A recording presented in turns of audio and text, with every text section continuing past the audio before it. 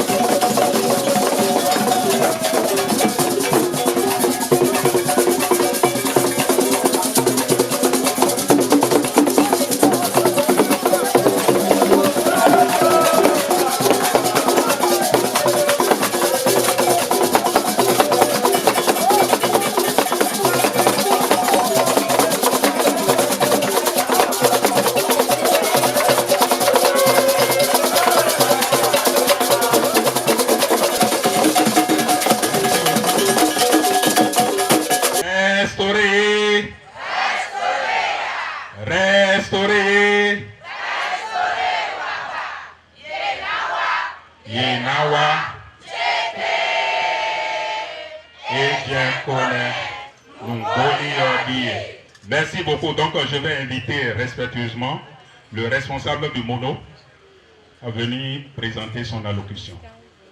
Merci beaucoup. Excellence, Monsieur le Président du parti Restaurer l'Espoir, chers membres du bureau politique national du parti, chers présidents des différentes commissions du parti, chers coordonnateurs, chers membres des cellules du parti, chers responsables du parti à divers niveaux, chers militants et sympathisants du parti, je prends la parole au nom de tous les camarades du MONO pour vous souhaiter la bienvenue à Grand Popo dans le MONO. Alors recevez par ma voix nos salutations les plus chaleureuses. Président, Miaouezon. Miatou, Miaouezon. Président, aussi mes miwa, mais aussi mes midés. Mais aussi mes midés. Tourne là, nous godomi. Inoué comidé, des toméji et tort. Mila moins. Tout le temps, mila moins. Il confie Paris. Mike, Pati Tchekerio, et il y en a qui nous sont dit. Nous vivrons par la suite féliciter toute l'équipe organisatrice de l'événement et les rassurer de notre soutien total pour la réussite. Merci pour avoir porté le choix sur le MONO, précisément Grand Popo, pour abriter cette manifestation de si grande portée. Que Dieu, les mains de nos ancêtres, nous assistent tout au long de cet événement. Aussi, nous souhaitons force et vigueur à cette assise. Nous vous remercions. Je laisse choix à ma parole.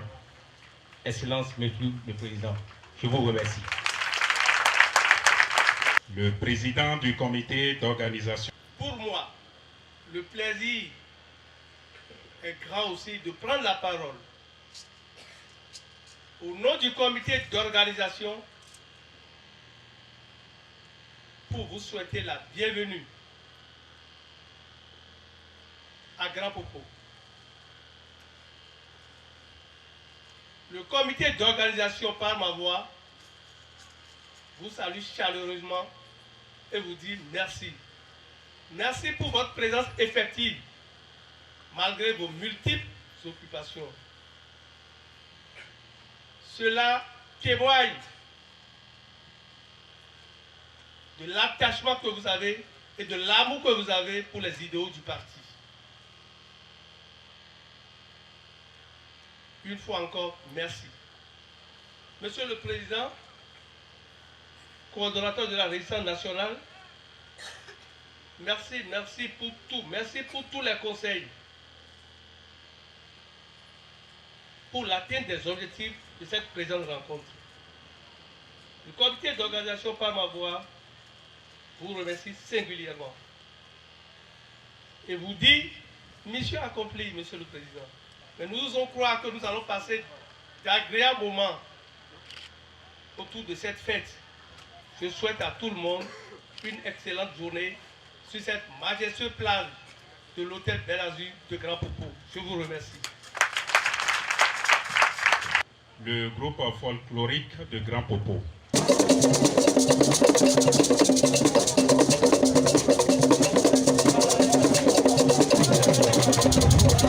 La représentante des femmes.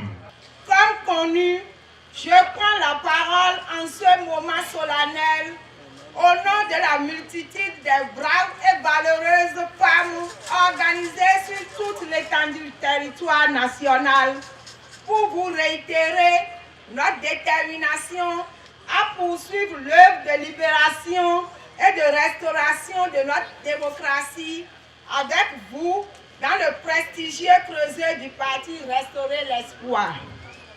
Excellence, Monsieur le Président, vous connaissez plus que quiconque nos problèmes, le problème des femmes au quotidien. Cependant, il n'est pas superflu de mettre un accent particulier sur la morosité ambiante que connaît notre pays.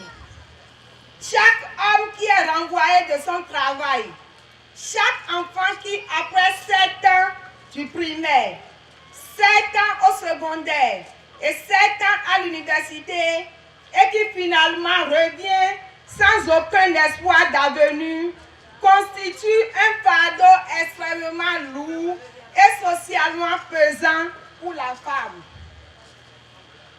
Cependant, engagés avec vous, nous ne mordrons à aucun appât, au bout duquel nous savons qu'il n'y a que du leurre, et comme vous le dites si bien, du pipeau. Monsieur le Président, ces moments de rencontre et de réflexion politique constituent aussi pour nous des instants de bonheur qui consolident nos espérances. Merci donc et bonne heureuse année 2023 à vous et à votre famille. Que le Tout-Puissant vous donne la santé et de fructueuses pensées pour asseoir davantage notre parti et pour qu'aboutisse à bon port la lutte de la résistance nationale. Vive le parti Restaurer l'espoir. Vive la résistance nationale. Vive la démocratie pour un Bénin libre, uni et prospère. Merci beaucoup, Madame la Présidente et le représentant des jeunes du parti. Comme il est de coutume, à l'orée d'une nouvelle année, le père rassemble ses enfants et dans une ambiance de gaieté, de convivialité, ils se formulent l'un l'autre des vœux de nouvel an. C'est à cet exercice que l'honneur m'est échu.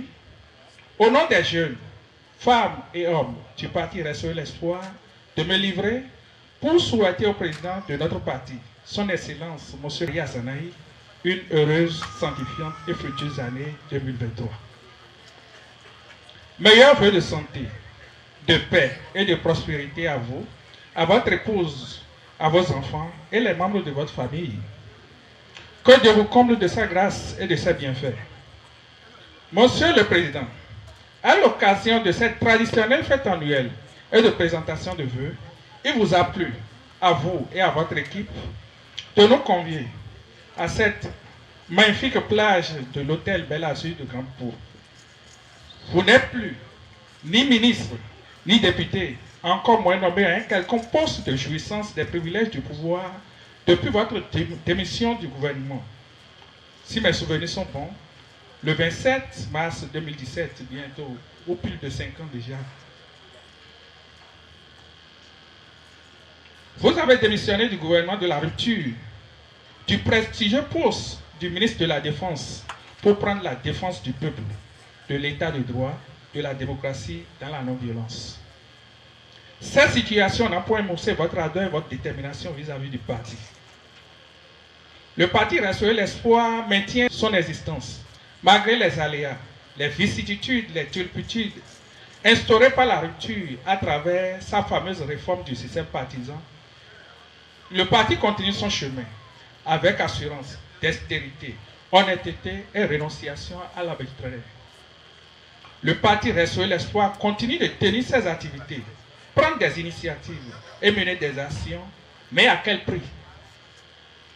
Quelle année la part contributive des cotisations statutaires? Dans le silence, j'interpelle ma conscience. Voilà un modèle de vie qui, comptant sur ses engagements et la divine providence, se met du côté de la veuve et de l'orphelin, prend parti pour la cause de la jeunesse, une cause noble et juste, d'une jeunesse aujourd'hui plus qu'hier, malmenée, maltraitée, contrariée et désabusée, parce que confrontée au problème de subsistance, de vie et de survie, d'éducation, d'instruction, de formation, d'emploi et de la famille. Plaise au ciel, vos efforts ne seront jamais vains. Votre lutte ne sera jamais inutile. Votre combat ne sera jamais perdu. Que cette année 2023 soit pour vous, votre épouse, vos enfants et à vos proches une année d'abondance de grâce. Excellence, Monsieur le Président, chers participants, pour les seigneurs d'aujourd'hui, le pouvoir de l'argent a pris le dessus sur le destin du peuple. Les manipulations et les subterfuges ont relégué les valeurs et les principes au dernier rang. Le Seul je compte avec mon clan et les autres sans rien, a pris pignon sur rue. Et rien que les belles mains peuvent longer le trottoir pour se consoler des miettes. Dans ces conditions, alors que vous avez crié haut et fort et partout que face à la dictature, aucune élection n'a de sens, à moins d'en être complice, comme un prophète, vous avez prédit les situations actuelles. Et nous voici. Le terme de la présente cérémonie en révèle toute l'éloquence législative 2023, échec de la compromission et défi. Les conditions de ces élus, que Dieu me pardonne, aujourd'hui sera pire que les femmes me pardonnent, que celle d'une prostituée non payée, sans enfant, encore envahie d'IST.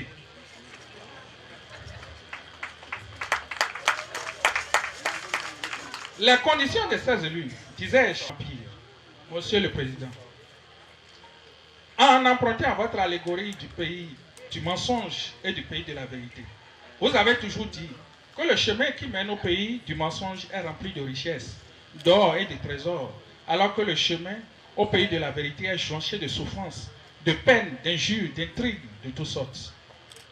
Mais qu'à l'arrivée au pays du mensonge, c'est le vide, c'est le vent, c'est le désespoir. Par contre, dans le pays de la vérité, c'est la richesse, c'est le bonheur et la paix. Vous avez choisi le pays de la vérité et accepté de souffrir à travers le chemin. Et vous nous invitez à vous suivre. Présent, nous répondons. Et nous faisons route avec vous. Jeunesse restaurer l'espoir. Jeunesse résistante, debout. Jeunesse de mon pays, debout. La liberté d'un cri sonore chante au premier feu de l'aurore. Jeunesse de mon pays, debout. Quand au nord, du nord au sud, de l'est à l'ouest, souffle le vent d'oppression, de capoisation, de l'autocratie et de la dictature, chers jeunes résistants, chère jeunesse de l'espoir, debout. Sois fier et dans une âme sereine, confiant dans l'avenir, regarde ton président, Gassanaï. Dans son physique, dans sa corpulence, tu liras le service, le sacrifice, l'abnégation, la renonciation, l'espoir du Bénin nouveau. Son style,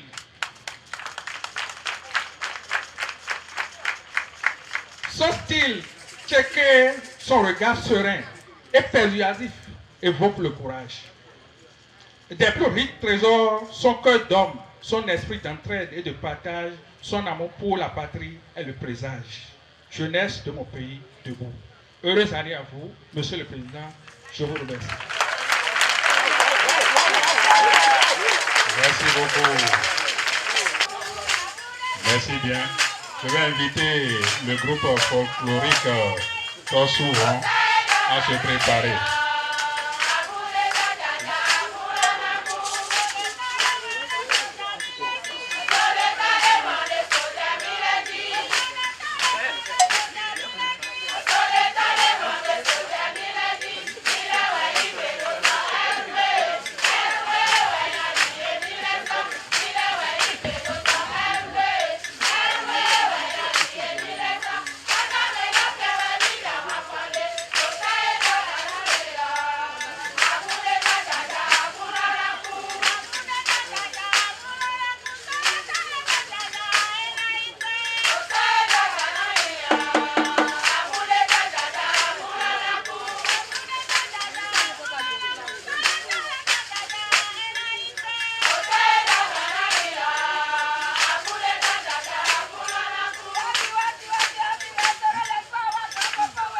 Merci beaucoup.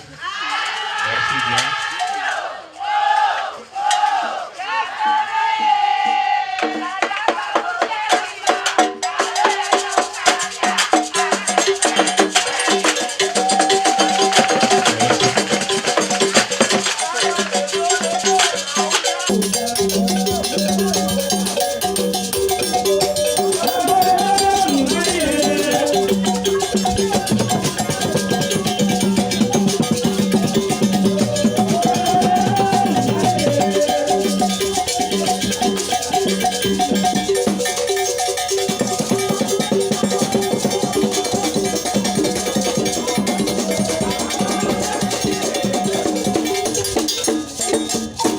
Le représentant des cadres du parti. souhaiter au président du parti, à son épouse, les meilleurs vœux, prompte santé et surtout du courage et bravoure. Et la secrétaire générale du parti. Il est un réel motif de réconfort l'expression que dégagent vos joies de nous retrouver en ces lieux de détente de l'hôtel Bel Azur à Grand Popo ce samedi 18 février 2023. Notre souhait est de saisir l'occasion de la fête annuelle du parti pour nous acquitter d'une part de la tradition des échanges de vœux et d'autre part pour nous pencher sur les défis consécutifs aux cuisants échecs que vous avez contribué à asséner avec bravoure à la trahison et à la compromission politique orchestrée par le pouvoir dit de la rupture et ses acolytes qui s'affublent par hypocrisie du statut d'opposant dans un contexte pourtant de dictature manifeste. Je voudrais donc, à vos suites, réitérer les vœux de bonne et heureuse année 2023 à vous, à vos proches, ainsi qu'à tous les membres de notre parti, principalement aux responsables à tous les niveaux et au président du parti. Je nous souhaite une robuste santé et le triomphe des idéaux et valeurs de notre parti. Je voudrais ensuite nous recentrer sur les conséquences de la parodie électorale des législatives du 8 janvier 2023. Il est vrai que personne parmi nous ne se fait la moindre illusion sur les chiffres réels au lendemain de la honteuse débâcle essuyée par le pouvoir dit de la rupture et par ses acolytes qui se font hypocritement passer pour des opposants politiques. Cependant, je voudrais prendre pour référence les propres chiffres forcés par les institutions électorales par lesquelles le pouvoir s'est octroyé le total monopole de l'organisation, du déroulement, de la proclamation et du contentieux sur les résultats. Monsieur le Président, chers collègues membres fondateurs, mesdames et messieurs les responsables à divers niveaux, militantes et militants, mesdames et messieurs, le seul chiffre officiel de plus de 62% de taux d'abstention indique le rejet massif des élections législatives du 8 janvier 2023 et dépouille de toute légitimité cette parodie d'élection. Ce chiffre de 62% de taux d'abstention met directement et gravement en cause la représentativité même de la législature qui est conséquente. Je voudrais me faire le porte-parole du comité de veille stratégique du Bureau exécutif national du Parti Restaurer l'Espoir pour attirer votre attention sur les interprétations lourdes qu'appelle cet échec de la compromission.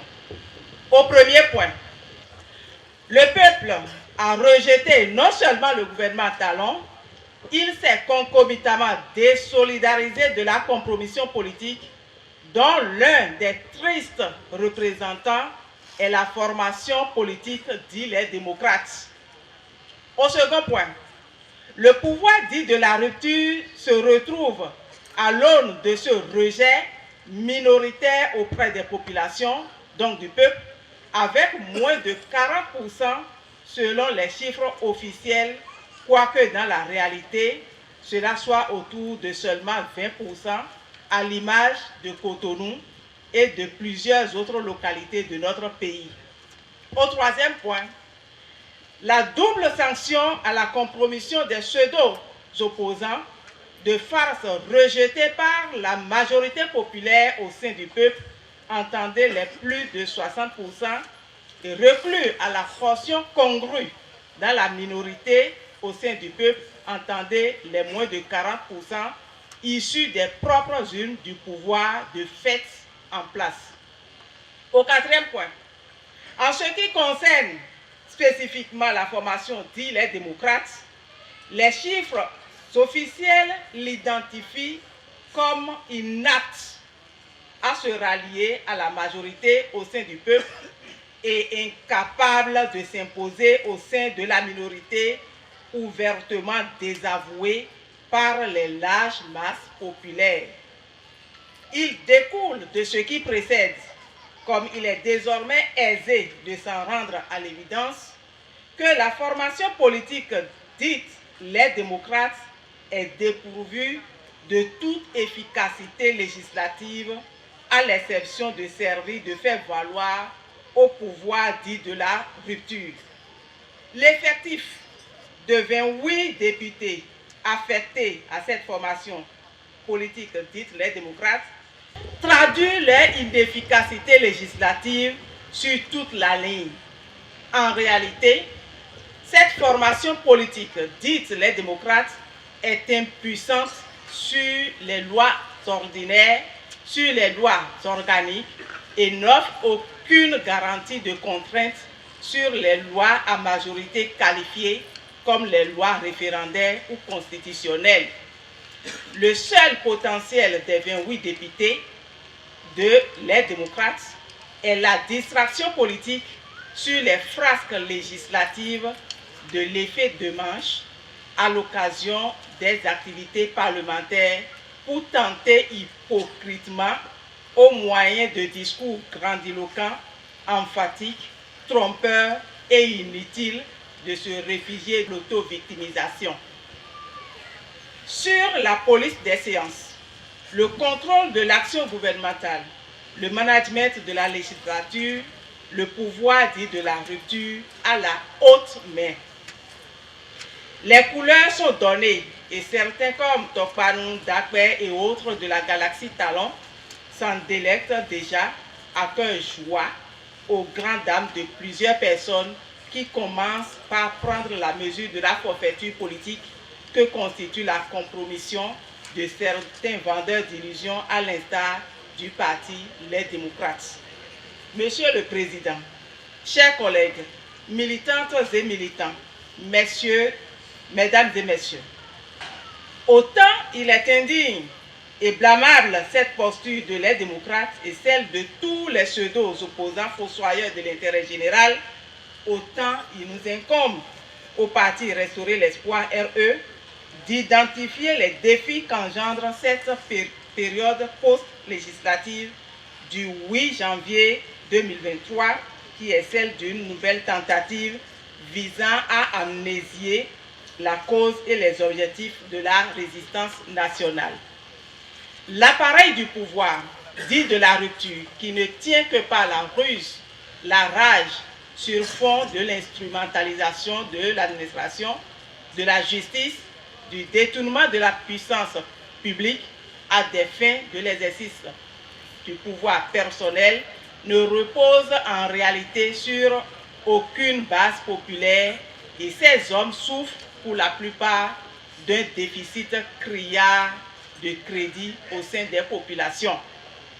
L'exploration technique et politique de la donne politique après le 8 janvier 2023 doit être pour notre parti et pour toute la résistance nationale un terrain de raffermissement et de resserrement des rangs, car annonciateur d'une plus grande réceptivité de nos populations à notre discours et à notre offre politique d'une résistance nationale totale, pacifique et non violente, afin que notre pays retrouve le chemin de la démocratie et de l'état de droit. Nous devons tenir ferme la certitude selon laquelle il est impossible de candidater efficacement contre une dictature par les urnes des dictateurs. La lutte qui s'impose à nous désormais requiert que nous ne nous départissions pas de notre degré élevé de discernement dans la catégorisation des objectifs afin de continuer d'éviter l'enlisement par le piège des amalgames. Il y a la question fondamentale, celle de la cause du conflit entre Patrice Talon et le peuple béninois, qui doit être dégagé de toute confusion. En guise d'illustration, ce sont toutes dérives qui nuisent aux libertés, à la démocratie, à l'état de droit, aux droits politiques, économiques et sociaux, à la gouvernance, à la préservation des acquis de la conférence nationale. Il y a également la question des problèmes provoqués suite aux initiatives politiques dans le cadre des recherches de solutions à ce conflit initial. Nous ne devons pas, à cet effet, occulter les tueries barbares des 1er et 2 mai 2019, la réhabilitation de la mémoire des victimes innocentes, l'élucidation des assassinats par l'implication des forces militaires dans les répressions sauvages et la traduction devant la justice des auteurs et commanditaires des tirs meurtriers, les nombreux cas de violation des droits de l'homme consécutifs aux protestations contre le certificat de conformité, contre l'exclusion, contre la confiscation du pouvoir législatif, contre le prolongement sectaire du mandat présidentiel et l'exercice du pouvoir personnel, contre les rafles systématiques d'opposants politiques sous des prétextes fallacieux. Dans un tel contexte, il est impératif d'appeler constamment nos populations à la vigilance relativement à cette perception que nous avons des mobiles du combat qui est le nôtre. Il est une urgence que tous les otages politiques soient libérés sans condition. Nous devons cependant tenir sans fléchir que cette exigence, c'est-à-dire la libération des otages politiques, n'est aucunement la finalité de la lutte que mène notre peuple contre le pouvoir minoritaire et illégitime dit de la rupture. Monsieur le Président, militantes et militants, mesdames et messieurs, nous devons être fiers d'avoir choisi très tôt le camp de la majorité au sein du peuple et nous devons nous féliciter d'en être un des porte-voix majeurs. Monsieur le Président, chers collègues, militantes et militants, mesdames et messieurs,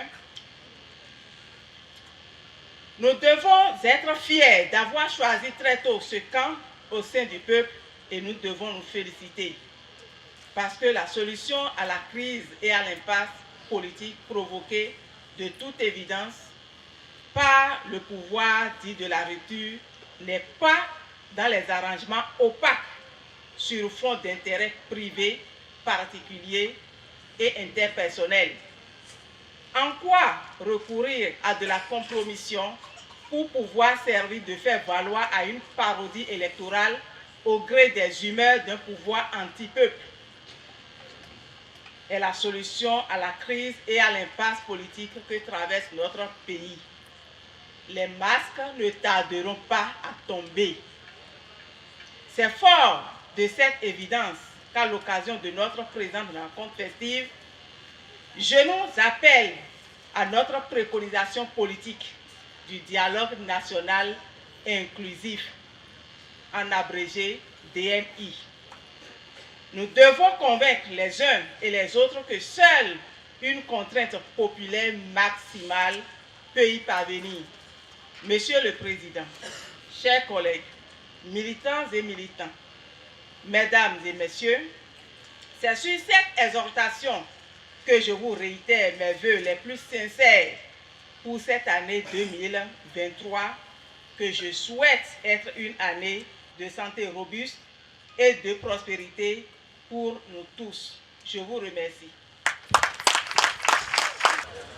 Chers amis, je voudrais, avant de commencer mes propos, je voudrais sincèrement nous demander que nous nous levions pour observer une minute de silence en la mémoire de nos frères et sœurs qui ont connu un drame extrêmement malheureux et douloureux, un triste événement, alors même que s'achevait le mois dernier. Je veux faire référence au tragique accident qui a eu lieu à hauteur de Dassa. Donc je voudrais spécialement que nous observions une minute de silence en la mémoire de toutes les personnes disparues à cette triste occasion.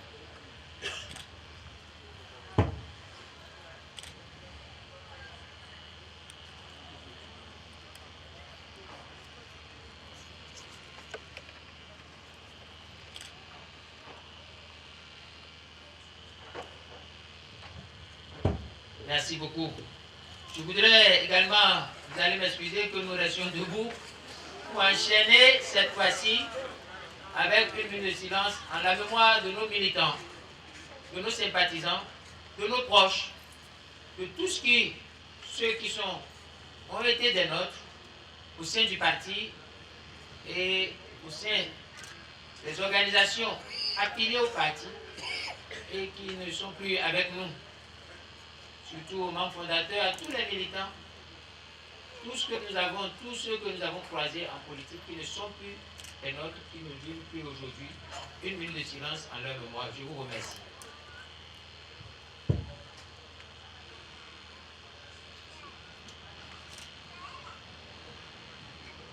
Merci infiniment, veuillez vous asseoir. Encore une fois, je vous présente mes excuses et je vous prie de les accepter pour cette double obligation et pour mon souci de dissocier les deux cas. Monsieur le vice-président du parti, monsieur les membres des organes dirigeants du parti, monsieur les membres fondateurs, j'allais commencer par vous, madame la secrétaire générale, monsieur et madame les responsables des diverses commissions techniques de notre parti, monsieur et madame les responsables départementaux, responsables des structures que nous appelons les comités d'action politique au niveau des 24 circonscriptions électorales, les responsables des sections communales, des sous-sections d'arrondissement, monsieur le président des cellules et des unités de base du parti. Je voudrais aussi m'adresser, je ne sais pas, à membres du comité d'organisation qui ont fait un travail remarquable et particulièrement aux responsables du département du Mono, à ceux de la commune de Grand Popo qui nous accueillent ici. Madame la secrétaire générale,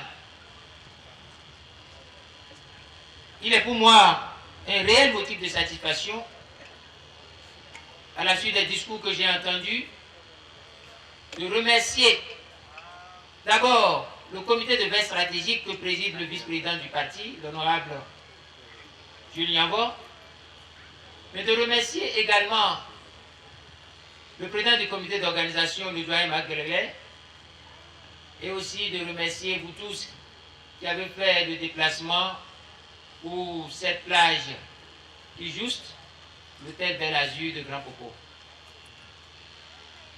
Je voudrais vous dire un sincère merci parce que certains sont venus de très loin, les militants qui sont venus des contrées du nord du pays.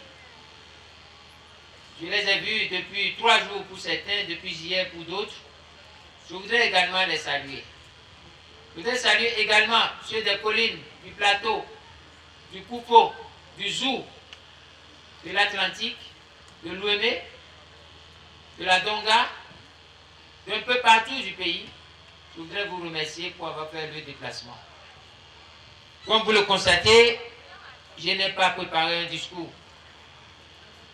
Parce que je voudrais vous dire du fond de mon cœur mes vœux pour une bonne année 2023. Mes vœux de santé, de beaucoup de santé. Ce dont nous avons besoin, c'est la santé. La santé et encore la santé. Je sais que vous êtes des braves gens. J'ai écouté le message de la représentante des femmes. J'ai écouté l'éloquence du représentant des jeunes. J'ai saisi les pistes de réflexion du représentant des cadres du parti. Et j'ai pris bonne note des pistes explorées par la secrétaire générale qui a fait référence également aux réflexions du comité de veille stratégique au sein du parti. Je sais, je suis convaincu que nous vivons la même situation, que la situation du Bénin d'aujourd'hui n'est pas des plus réluisantes. Je sais ce qui se passe au niveau de chaque personne, dans chaque foyer. Je sais comment le temps est difficile. Je le sais d'autant plus que, de par ma vocation d'homme public, j'écoute les gens. J'échange avec beaucoup de gens. Et je peux vous rassurer que la situation n'est pas des plus gaies. Cependant, vous avez fait le déplacement d'ici. Et je lis sur vos visages beaucoup de joie. Malgré cela, je ne peux pas dire que ces joies lisent complètement, diluent complètement ce que chacun d'entre vous vit. Je le sais. Donc, en dehors de la santé que je nous souhaite et je vous souhaite, je voudrais également vous souhaiter beaucoup d'espoir, beaucoup de courage. Il faut beaucoup de courage et beaucoup d'espoir pour traverser ce temps-ci. Je voudrais vous dire que j'ai l'assurance que ce temps-ci, ce temps aussi passera.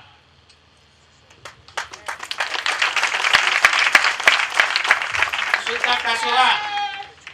Et parce que nous avons la certitude que ce temps passera, nous devons nous exhorter à la dignité, à rester toujours droit, debout, à ne jamais rester horizontal. Je voudrais paraphraser un philosophe qui a dit que pour voir l'horizon, il ne faut pas rester à l'horizontale. C'est le philosophe Zoll qui l'a dit. Vous devez rester debout pour faire face aux difficultés. Le statut d'homme qui est le nôtre nous impose d'être debout et de faire face. Un homme fait face. Donc, mon second vœu est le vœu de courage et d'espérance, le vœu d'espoir. Mon troisième vœu est que vos entreprises prospèrent. Que vos entreprises prospèrent. Que la chance vous accompagne. Voilà les vœux que je vous souhaite et que je vous prie d'accepter et de partager avec vos proches, vos familles, tous ceux qui vous sont chers. En ce qui concerne notre pays, vous connaissez ma position, vous connaissez ma vision, vous connaissez mon ambition pour ce pays. Je ne cesserai jamais de le répéter. Le pouvoir qui est en place, un pouvoir minoritaire. Avant les dernières élections, parodie électorale du 8 janvier, je le disais que ce pouvoir ne repose sur aucune base populaire. Certains ne veulent pas croire cela. Certains ne veulent pas voir la réalité en face.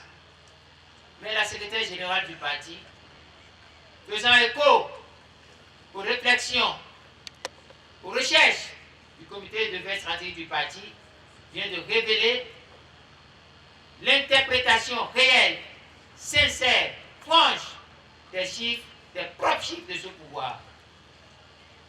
Un pouvoir qui a le monopole de l'organisation des élections, depuis le fichier électoral, depuis la Sénat, depuis la Direction générale des élections, depuis la Cour constitutionnelle, qui a la même mise sur tout. Ce pouvoir, à la sortie, à l'issue du scrutin du 8 janvier, n'a eu d'autre issue que de se déclarer minoritaire. À savoir, c'est eux-mêmes qui ont dit qu'ils ont moins de 40% et qu'il y a plus de 60% qui ont refusé de les suivre. il s'ensuit automatiquement que désormais, Patrice Talon et toute la rupture sont des minorités, font partie de la minorité. Ils sont minoritaires au sein du peuple. C'est le message que j'ai écouté, que j'ai retenu du discours de l'allocution de la secrétaire générale, que je remercie d'ailleurs au passage. Je vais vous parler de quelque chose et attirer votre attention là-dessus. Entre vous et moi, est-ce qu'à la fin de ces élections, est-ce que le rôle joué par certaines personnes, certaines formations politiques, certaines personnalités politiques, est-ce qu'à l'issue de ces élections, vous êtes sûr que Sébastien Adjavon va retourner au pays? Entre vous et moi, et sincèrement. Alors, à quoi a servi la participation du parti qu'on appelle les démocrates à ces élections? À quoi ça a servi concrètement? Alors que les responsables de ce parti politique ont chanté sur tous les toits qu'il suffit que vous alliez voter pour eux et que Adjavon retourne au pays. La question qui en découle, est-ce que où sont les 28 députés des démocrates lorsqu'on a mis aux enchères les biens d'Adjavon Sébastien? Est-ce qu'ils ont été capables, est-ce qu'ils sont capables d'empêcher, d'interdire que les biens d'Adjavon soient mis aux enchères? Entre vous et moi. C'est des questions profondes et sérieuses. En posant ces questions, nous ne sommes pas en train de dénigrer.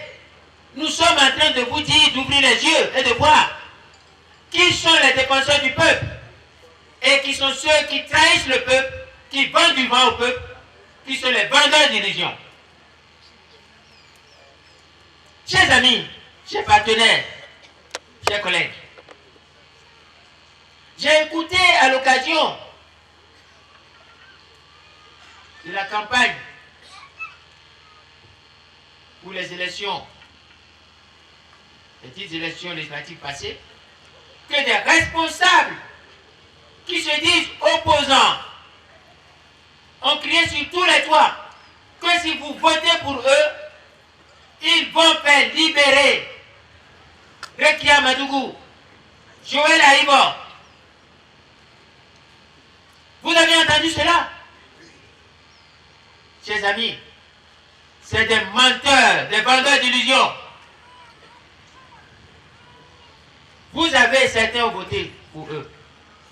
Est-ce que Joël Aïbo et Rekia Madougou sont sortis? Est-ce qu'ils peuvent sortir par le fait des 28 députés des démocrates? Ils ne peuvent pas sortir. Ils ne peuvent pas être libérés du fait des 28 députés de la formation politique dite les démocrates. Pourquoi? Parce que les démocrates vous ont menti.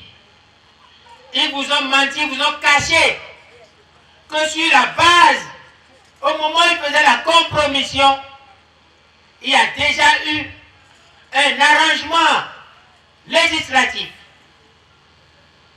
d'humiliation à travers une loi qu'on appelle la loi de suspension de l'exécution des peines. Cette loi veut dire quoi?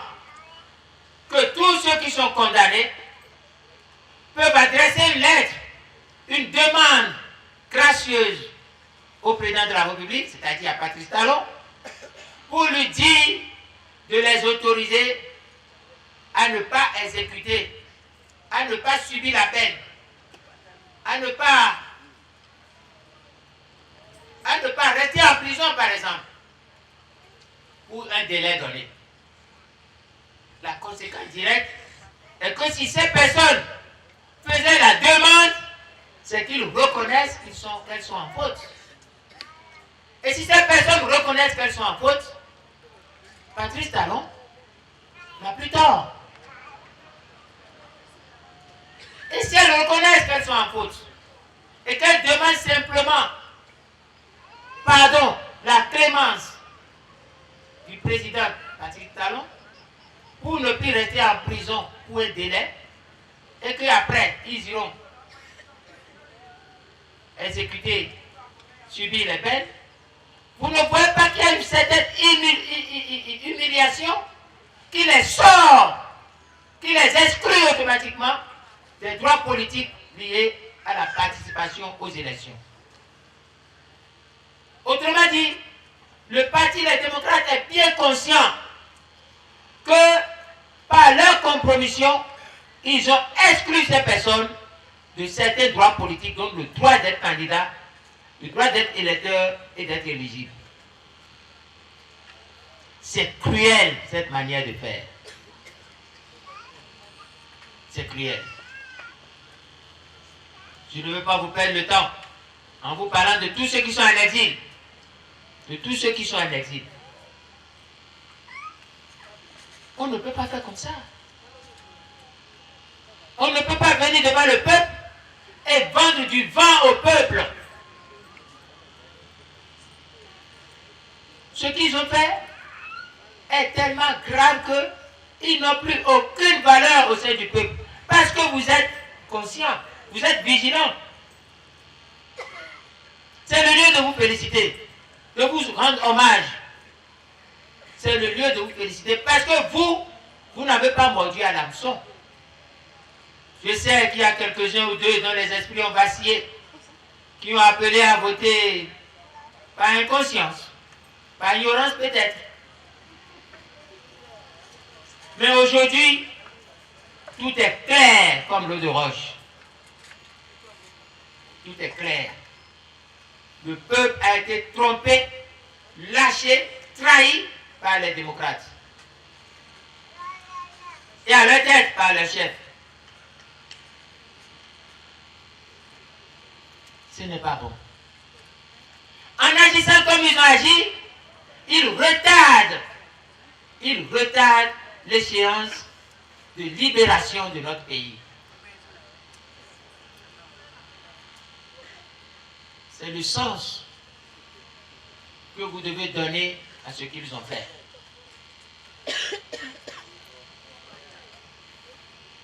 Notre rôle, notre fierté aujourd'hui est que tout ce que nous avons dit se révèle chaque jour.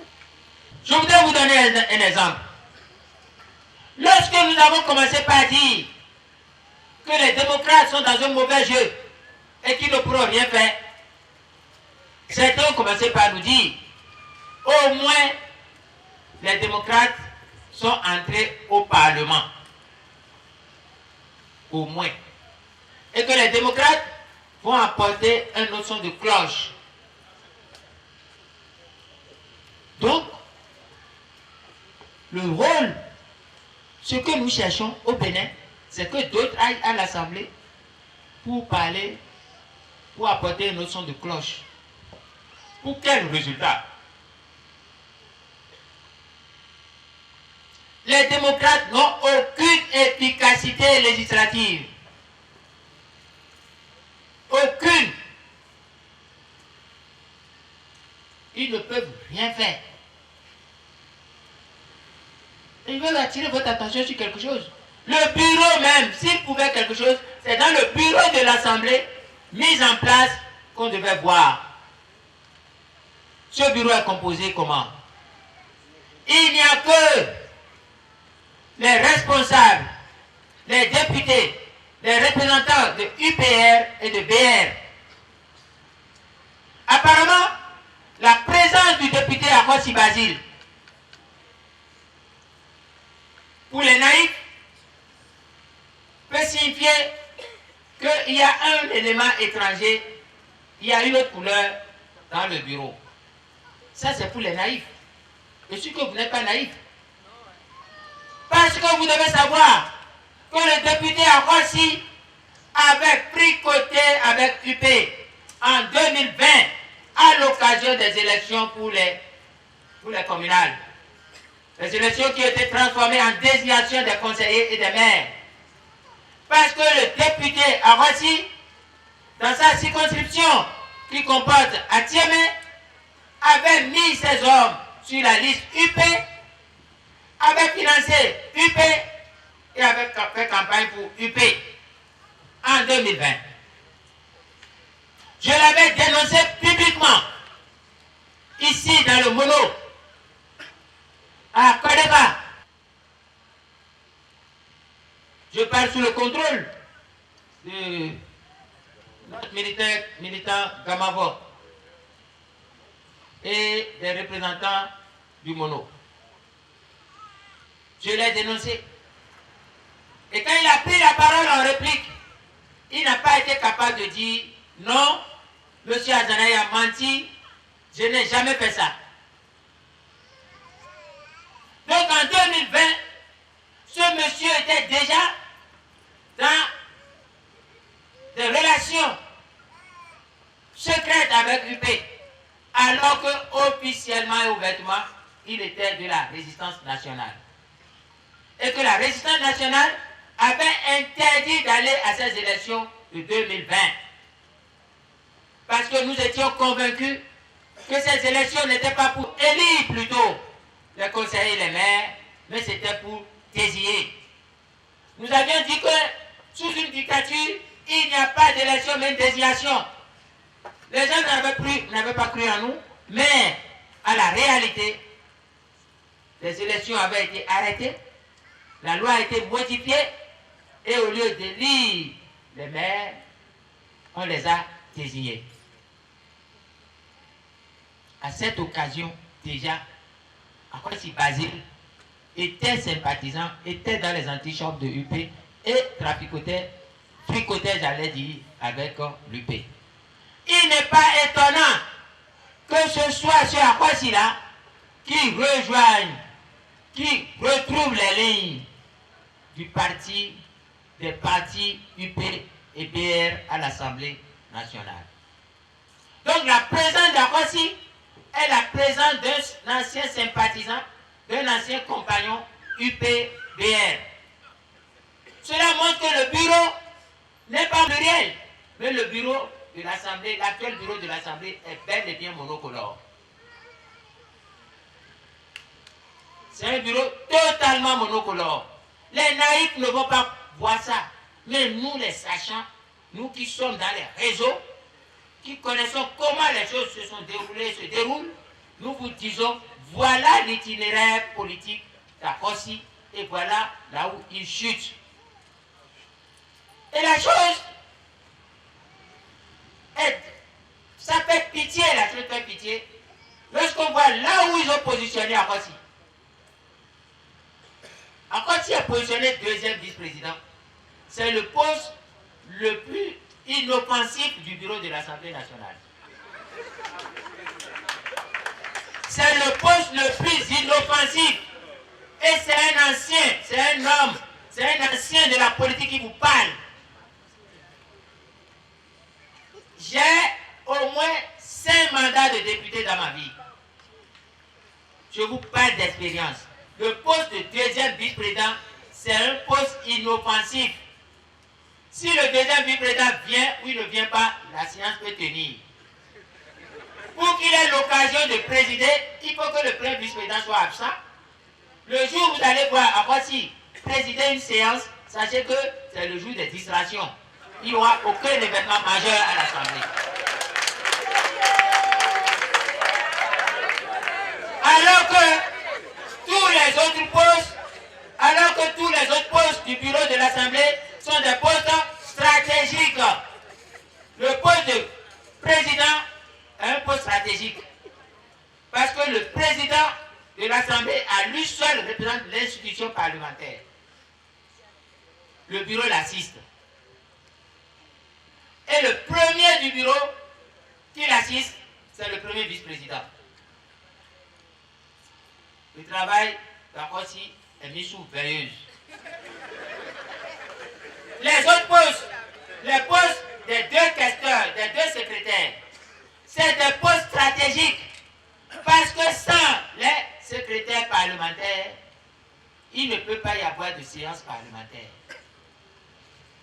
Si les deux secrétaires sont absents, aucune séance n'est valable. Mais si le deuxième vice-président est absent, la séance est valable. Il y a les deux postes de questeurs. Les questeurs, c'est là où il y a la gestion du trésor de l'argent et du matériel de l'Assemblée. À cause s'il n'est même pas là, il ne peut rien comprendre. Il ne peut, je vous le dis publiquement, et posez-leur la question, tout ce que j'ai dit en public, personne ne peut venir dire le contraire. C'est l'ancien qui parle.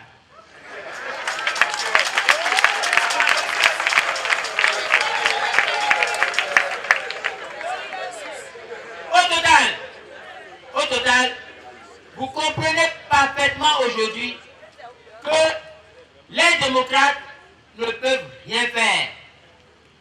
Rien. Tout le reste, ils iront prendre de l'argent, 2,5 millions à 3 millions chacun, chaque mois pendant 3 ans. Terminé. Tout ce que le président Talon veut faire, il peut le faire. Il veut faire n'importe quoi, il va faire. Il va faire comme il veut faire. Est-ce le but de notre lutte? C'est ça? Ce n'est pas ça. Voilà ce que vous devez comprendre. J'ai tenu à attirer votre attention sur cette situation pour montrer le rôle dangereux, néfaste, joué par les démocrates et à leur tête, leur responsable, leur président d'honneur. On ne peut pas faire ça à un peuple.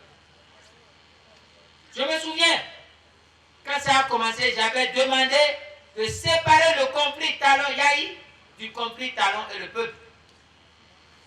C'est pour ça qu'ils ont commencé par crier. J'ai dit de séparer les deux. Parce que si on ne séparait pas les deux, le jour où Talon et Yahi vont se réconcilier, on va croire, ils vont faire croire que Talon s'est réconcilié avec le peuple. Or, c'est faux. Talon n'a aucun soutien populaire. Je parlais avec un homme politique la dernière fois qui m'a démontré qu'en réalité, le système Talon est un système d'appareil en haut, déconnecté de la base. Et que le jour où on va désintégrer cet appareil au sommet, ça va s'écraser comme patate mûre, comme tomate pourrie en bas. Et ce sera votre rôle. C'est le rôle. L'intérêt de notre intervention aujourd'hui est de profiter de votre présence massive pour vous dire que c'est votre rôle. Il faut élargir les 60%, les plus de 60% doivent être élargis, renforcés. Et c'est votre rôle. Le montant des jeunes a mis l'accent sur quelque chose, la cotisation. Il n'y a pas de structure dynamique, solide, sans la cotisation. Tous ceux qui pensent qu'ils veulent libérer ce pays doivent veiller à s'acquitter de leur cotisation de membres, à exécuter leur devoir de militant et à exécuter toutes les tâches que nous allons prescrire. J'ai l'habitude de vous dire, et je vais terminer là-dessus, je ne suis pas un chef qui reste à l'état-major. Je suis un chef qui descend sur le terrain. Je ne suis pas un chef qui descend sur le terrain et qui cache sa famille. Non. Je viens sur le terrain avec des membres de ma famille qui sont disponibles. Et ceux que vous voyez ne sont pas des chefs qui se contentent de l'état-major. Ce sont des hommes de terrain. Je les remercie. Grâce à eux, nous avons eu cette présence massive. Votre présence massive. Vous devez lire en nous la détermination, la conviction et l'assurance en la victoire. Talon n'ira nulle part. Et c'est moi qui vous le dis. Il n'ira nulle part. Lui-même sait qu'il n'ira nulle part. Parce que une chose est d'agir comme il a agi, une chose est de quitter la scène de cette trame, de cette forfaiture, de cette violation, de cette mise à mal de la démocratie et de l'état de droit. En politique, le plus important n'est pas d'entrer en scène. En politique, le plus important n'est pas le show sur le podium. En politique, c'est comment on se retire, on quitte la scène. Si vous en doutez, posez la question à Blaise Compaoré. Si vous en doutez, posez la question à Alpha Condé. Si vous en doutez, je respecte leur mémoire. Scrutez l'histoire de Mobutu. Le plus important pour un homme politique, ce n'est pas l'entrée en scène. Ce n'est pas les phrases sur le podium. C'est l'instant du retrait. L'instant où on quitte. Avec tout ça, comment Patrice Talon peut quitter et être en paix? Comment il peut? Il n'a aucun chemin. Que vous luttiez, sa fin sera dramatique. Que ceux qui trahissent, trahissent, sa fin sera dramatique. Rien ne peut empêcher cette fin dramatique. Et c'est contre ça, et pour cela, que nous nous proposons ce que la secrétaire générale, le bureau du parti vous a réitéré. Il faut que nous nous retrouvions, que nous nous parlions, que nous nous regardions en face et que nous disions plus jamais ça, comme nous l'avions fait en 1990 à la conférence nationale. Il le faut. Il n'y a pas d'autre chemin. Le seul chemin, c'est le dialogue national inclusif. À défaut de ce chemin, Talon est obligé de reculer ou il sera chassé du pouvoir. C'est une question de temps. Et les signaux que nous voyons, où un président a dit qu'il a fait des marchés, il dit qu'il a fait asphaltage, il dit qu'il a fait ci, qu'il a fait ça. Il a même tronqué les statues de nos braves femmes qu'on appelle à Gaudier. Et il est parti dessiner une voyou, une petite voyou là-bas, capuchée, dévergondée, et qu'il appelle Amazon, mais qui n'est pas noir Gaudier. Malgré ça, Cotonou, il n'a pas pu franchir la barre des 20%. C'est des motifs de réflexion. Mesdames, Messieurs, Monsieur le Vice-président, chers collègues, soyez fiers de ce que vous avez fait. Soyez fiers de ce que vous avez fait. Et continuez. Continuez. Je vous promets la victoire totale. C'est une question de temps. C'est une question de temps. D'ici quelques jours, vous allez voir les manifestations. Dans son propre camp, vous allez voir. À l'Assemblée, vous allez voir. Et au sein du peuple, vous allez voir. Soyez les pionniers de ce grand mouvement qui va nous permettre de nous réconcilier entre nous et de rétablir les rêves portés par la conférence nationale de 1990. Chers amis, je voudrais terminer en vous réitérant mes vœux de bonnes heureuses années. Et je voudrais aussi vous dire de vous approprier les textes, le discours de la secrétaire générale et surtout le discours, les 3 discours ou les 4 discours, le discours des femmes, le discours des jeunes, le discours, tous les discours qui ont été prononcés, le discours des cadres du parti. Il y a beaucoup d'éléments, beaucoup de pistes dedans. Je voudrais vous dire toute ma satisfaction et vous prier de m'excuser de n'avoir pas rédigé un document. Je voulais communiquer avec vous.